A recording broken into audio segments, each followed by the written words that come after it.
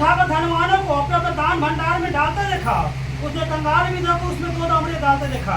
तब उसने कहा, मैं तो सच कहता हूँ कि इस कंगाल विधवा सबसे बढ़कर दान में डाला है, क्योंकि उसने अपने बर्ती में से दान में कुछ डाला है, तो जिसने अपने घाटी में सब सारी जीविका को डाल दिया। आमीन, हालेलुया। धन्यवाद को हालेलुया। जब प्रभु यीशु मसीह ने आंख उठाकर देखा धनवानों को दान में डालते हुए, तो उसने बहुत चढ़कर दिया प्रभु के लिए। हालेलुया, बहुत पैसा दिया। और वहां पर एक कंगाल विधवा भी था। हालेलुया। लेकिन कंगाल विधवा ने जब दान में डाला, तो उस समय 2 दामड़ियां भी देखा जाए, अभी डेट में तो कोई मायने नहीं है मेरे पे, 2 दामड़े कोई पैसा नहीं होता अभी डेट में। जब देखा जाए अभी डेट में उसको चलेंगे नहीं। हालेलुया। जब उस समय 2 दामड़े जब परमेश्वर के लिए अब दिया, तो मेरे अपने तन मन को भी परमेश्वर को समर्पित कर दिया। वो अपनी घटी में से होकर अपनी सारी जीवन को दे दिया प्रभु। और बहुत लोग आए थे, धनवान व्यक्ति, बहुत लोग पैसा दिए, लेकिन परमेश्वर ने उसका दान ग्रहण नहीं किया। उसे काम बुरे थे, उसे काम गलत था। हालेलुया। आपने कमाई में को नहीं, तो कमाई से छोड़कर पैमाने के पैसा को उसी पैसे को लाकर प्रभु भवन में दिया था। हालेलुया। वो गद्दार किया था, गद्दारी किया था। हालेलुया। उसके जीवन में परमेश्वर के प्रति भय नहीं था। लेकिन कंगाल विधवा को प्रभु ने क्यों महत्व दिया जानते हो? इसने अपने घटी में से होकर भी अपने तन मन को भी परमेश्वर प्रति समर्पित किया। अपने लोग कुछ नहीं रखा, सारे चीज को परमेश्वर के लिए दे दिया। हालेलुया। तो प्रभु यीशु मसीह ने कहा, सबसे बढ़कर वो कंगाल विधवा ने डाला। तुम लोग अपने अपने बर्ती में से दिए हो, लेकिन कंगाल विधवा ने अपनी घटी में से होकर अपनी सारी चीजों को दे दिया। हालेलुया। तो ऐसे हम दान में देना सीखे मेरे प्रियो। हालेलुया। अपने तन मन को भी परमेश्वर के प्रति समर्पित होना चाहिए। हालेलुया। ये नहीं कि हम दान में दे रहे हैं और परमेश्वर से अपने जीवन को दूरी बना के रखे हुए हैं। हालेलुया। यहाँ पर चोरी चुरा रहे हैं और यहाँ पर दान भी दे रहे हैं, वो दान को परमेश्वर नहीं ग्रहण करता। हालेलुया। धन्यवाद को ये हालेलुया कंगाल विधवा के बारे में आप सीखे और जानिए। हालेलुया।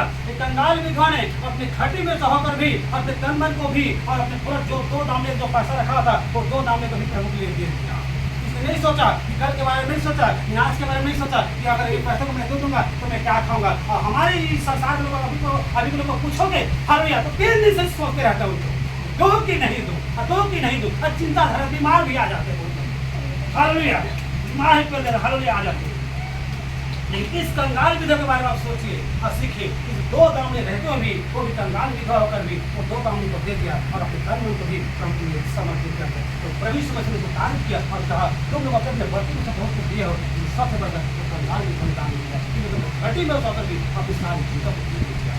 आमीन। तो वैसे ही हमें दान देना सीखें। हम लोग अभी के लोग से अगर पूछोगे तो क्या है बोले हालेलुया। संसार के अभी बोलो ना, संसार में जितने भी क्यों खर्चा हो जाए, कोई गम नहीं, कोई सिवा नहीं, कोई गिरा नहीं। हालेलुया। लेकिन प्रभु के लिए जब पानी आते 3 दिन से नहीं पड़ता उसको। आमीन। कुड़कुड़ाता है, हालो दबाव में आता है, इसको अगर मैं दे दूंगा हालेलुया तो मैं बच्चा क्या खाएंगे, और इसको दे दूंगा तो मेरे घर में चावल कैसे आएंगे, वो चिंता धरे रहता है। लेकिन मेरे प्रियो, जब आप आजमाइश किए हो, कभी हालेलुया कल्पना करके देखो कि जब प्रभु के लिए देते कभी आप निराश होते हुए देखे हो क्या? हालेलुया। आज संसार में जाकर देखे, हर एक देवता के नाम लेकर भीख मांगा जाता है।